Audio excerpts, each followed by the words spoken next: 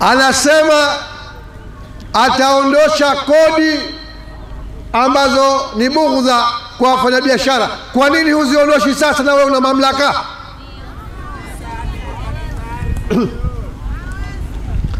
Anasema ataleta ajira. Kwa nini hukuleta ajira miaka 5 iliyopita?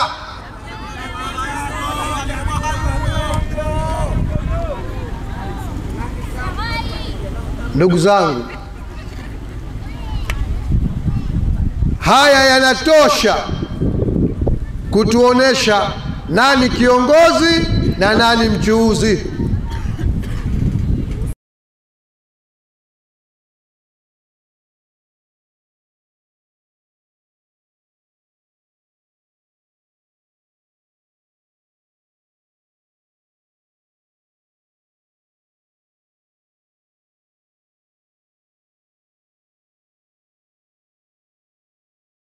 Ndio sharia hii ya 92 kwa kizungu anaita Lentenya Act ndio inavyosema. Serikali haiwezi ikaja ikachukua ardhi yako ikaenda ikampa mtu mwingine. Hiyo ni batil, hiyo ni dhulma. Tumeelewana? Kwenye suala la kilimo, mwekezaji namba 1 serikali itakayemwezesha ni mwananchi. Huyu ndio mwekezaji. Kilimo ndio kutafuta mwekezaji. Jamani, sasa hivi kuna teknolojia kubwa ya kilimo na si ya bei ghali.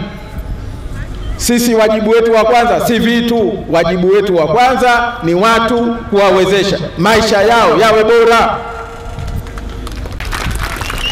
Sisi tutakuja na sera ya hifadhi ya jamii ambayo itawahusisha.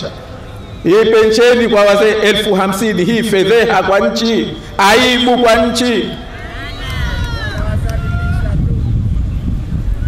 Tutakuja nao sisi, tunaipanga ni kuwahusisha wastaafu, kuyatazama kwa ujumla wake.